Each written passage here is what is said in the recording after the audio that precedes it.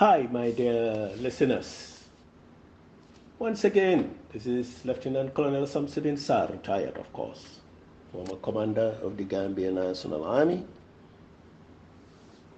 Being back again on this Wednesday, November 22nd, 2023. As usual, continuation of reading my book, Testimony of a Gambian Military Officer and a Diplomat. Today I will be reading you chapter 25, which spans nearly 5,000 words or even more. I have made the decision to divide it into two separate reading sessions. This chapter reveals the significant events of 2014, particularly my reconciliation with President Jammeh, following the crafting of an apology letter as per his request. I would like to further emphasize that this second and final part of the book discusses my life after military service, chronicling my 2-year diplomatic career at the United Nations and up to 6 years later. It is during this period that I transitioned from my life and experiences as military officer and commander of the Gambian National Army to a retired officer and civilian. As a result, I decided to even change my previous podcast military attire to the image of myself in a suit, a change reflective of the successive chapters. Today, let's embark on the first half of chapter 25.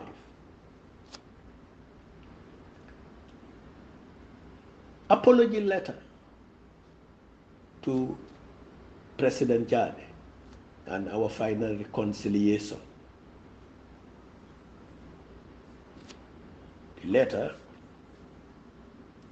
addressed Samsudeen Sarr, living 51 Clifton Avenue, Newark in New Jersey 07104, and it was written on the 15th of September 2014. And as I was advised when writing to him, make sure you put all his titles in the addressee column. So I put in His Excellency Sheikh Professor Dr. Alhaji Haja Jambar Jeku Abdul Jane Mansabila, President of the Republic of the Gambia, Commander-in-Chief of the Gambian Armed Forces. So I started. Your Excellency, I write this letter with utmost sincerity and humility to extend my heartfelt apology to you, your esteemed government members, and the entire Gambian people for my past political activities and statements that were deemed offensive. I have reflected deeply on my actions during the years of exile since 1999, and I now recognize the hurt and harm they may have caused.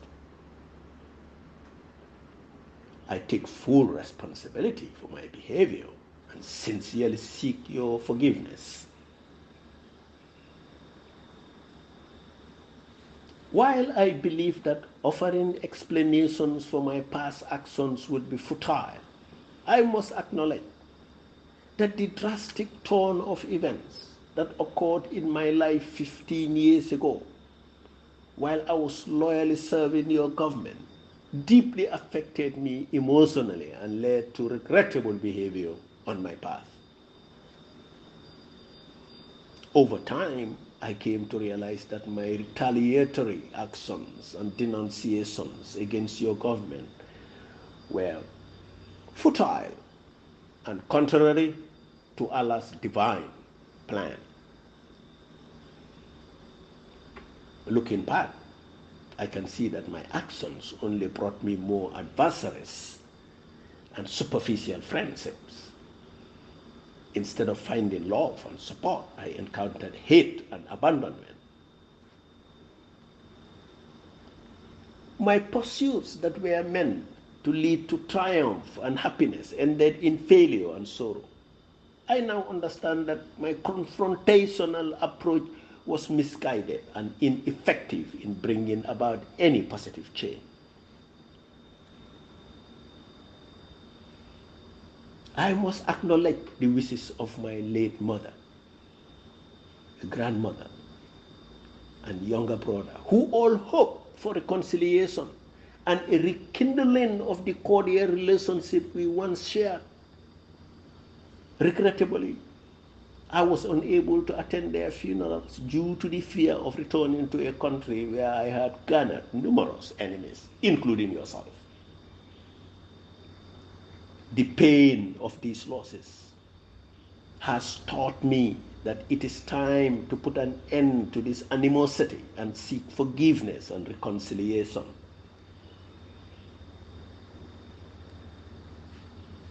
In my journey of self-reflection, I began to embrace the concept of accepting life's circumstances as preordained by the Almighty Allah. This profound spiritual awakening has transformed my outlook on life, and I no longer consider myself a victim of circumstances. I have come to understand that passing judgment on what is right or wrong in Allah's complex creation is useless and egotistical.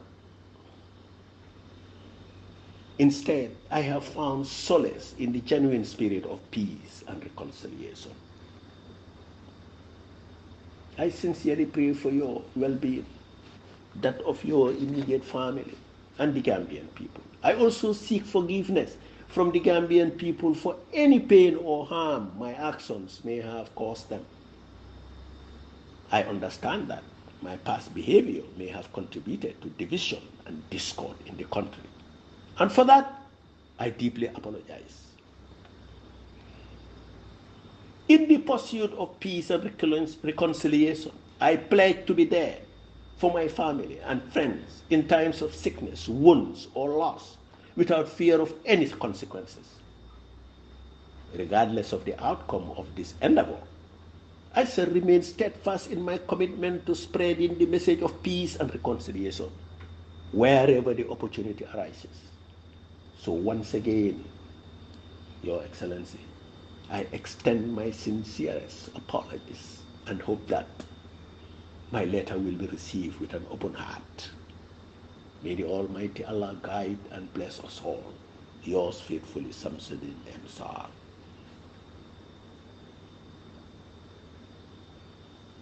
That was the content of my apology letter I wrote to President Jani in 2014 and was delivered to him by his brother, Ambassador Sumana Jani. A copy of the letter was also shared with acting Gambian Ambassador to the United States of America, Major Gay. Although in the letter I omitted a crucial detail, namely, that my mother, grandmother, and even my brother all appeared to succumb to the grips of clinical depression and shame. This unfortunate turn of events was a direct consequence of the humiliation that befell our family when I was unceremoniously and abruptly discharged from the army in 1999. My mother and grandmother in particular devoted a significant portion of their resources and time to marabouts and charities in a desperate attempt to bring me back home and contribute to the service of President Jani and his government.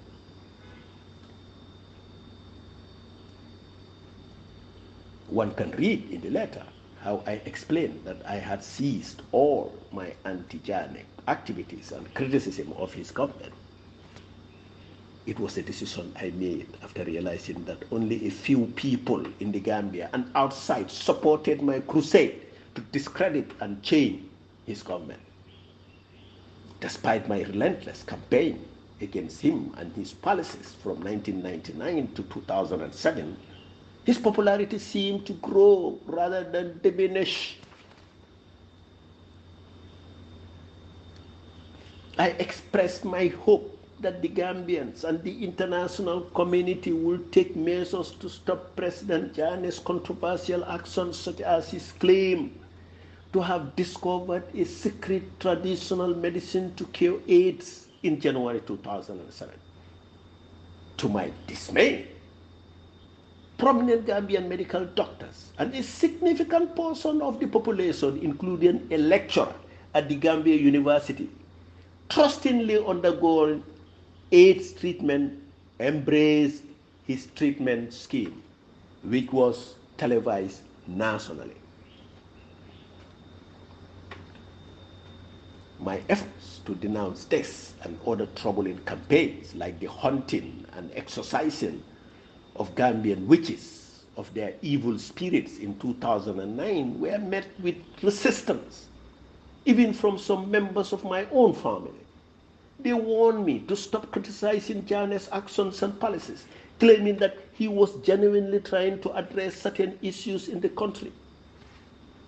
A close family member called to bemoan the prevalence of too many witches in the country, that Jammeh alone can confront them head on and at least reduce their deadly activities. On the other hand, in my decision to reconcile with President Jammeh, I faced criticisms from fellow Gambians who had opposed him covertly and overtly, but most of them covertly. They accused me of being a traitor and betraying their expectations. Despite their misconceptions and relentless slander against me, especially about my already published book in 2007, coup d'etat by the Gambian National Army accurately depicted the Gambia's 1994 military coup d'etat without any misleading information. Although I had later repeatedly said that my emotions at the time affected the way the story was narrated and would have been written with a better measured sentiment had I to rewrite it.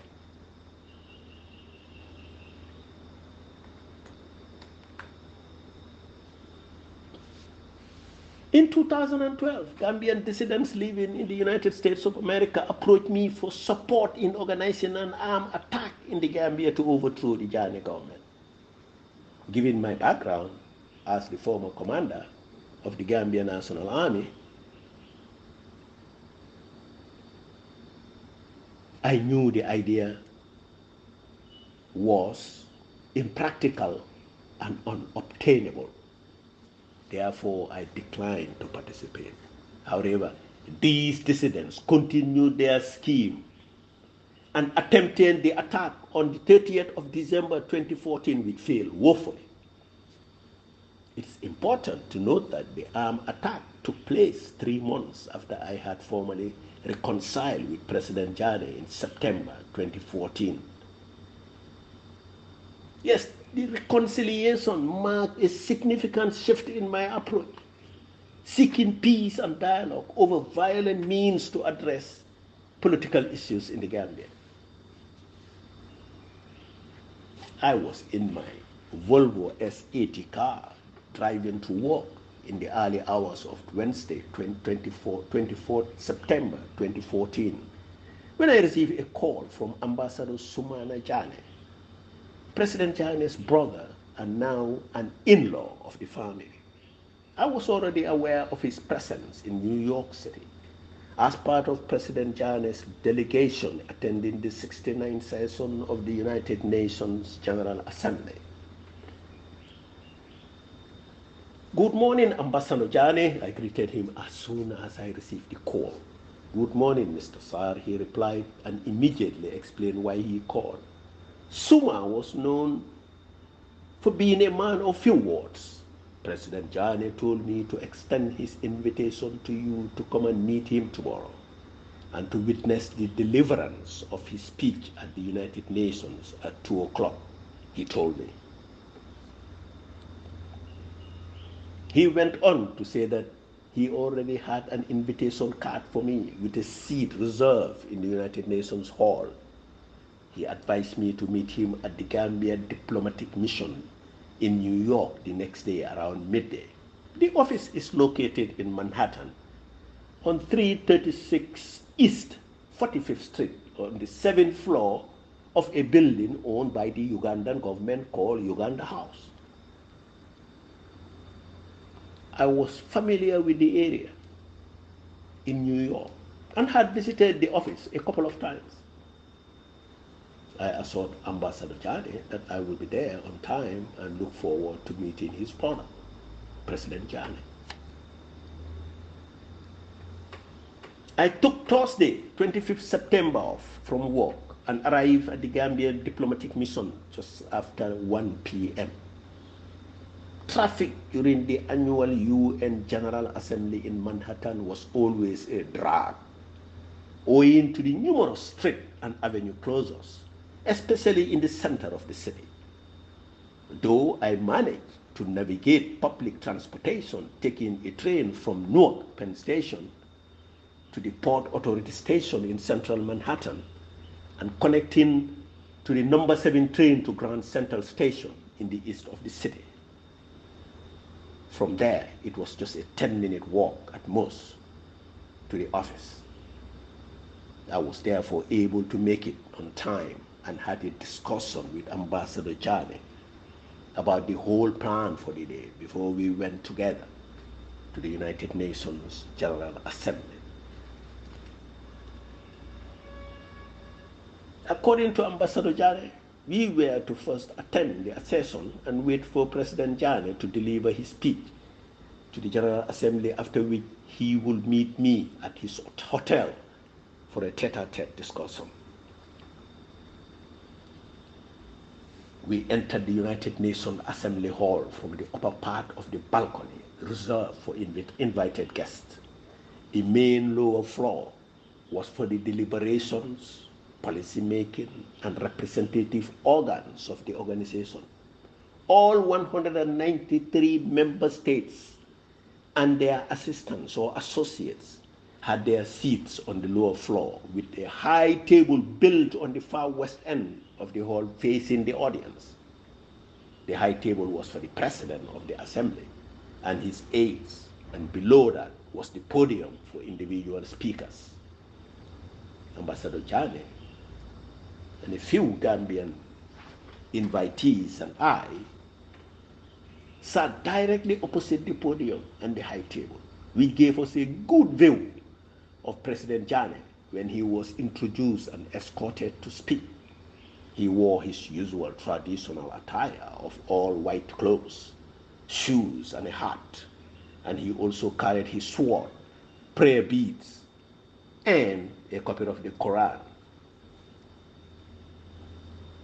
I remember that the last time he addressed the General Assembly in 2013, he had seriously angered the lesbian, gay, bisexual, transgender, and queer, that's the LGBT community of the whole world, by condemning their lifestyles and habits as unnatural and ungodly.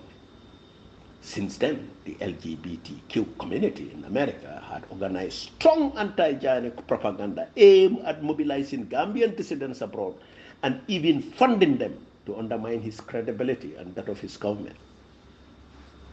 I was afraid that he might repeat the same anti-LGBTQ statements and create more enemies. The hall was not full as when other heads of state addressed the assembly. However, the American ambassador and a few European representatives were present to listen to what President Jani had to say. After his introductory greetings in Arabic, his congratulatory message to both the outgoing and incoming President of the United Nations General Assembly, followed by his acknowledgement of the good work of the United Nations Secretary General Ban Ki-moon, President Jani turned his attention to pressing global issues. He passionately lambasted the policies of the Western powers, criticizing their tendency to wage unnecessary wars against weaker nations and impose sanctions on countries that defy their ill-conceived foreign policies. He urged the United Nations body to take serious measures against such bullying tendencies of the superpowers, emphasizing that failure to do so could lead the world to view the organization as unfair or very weak.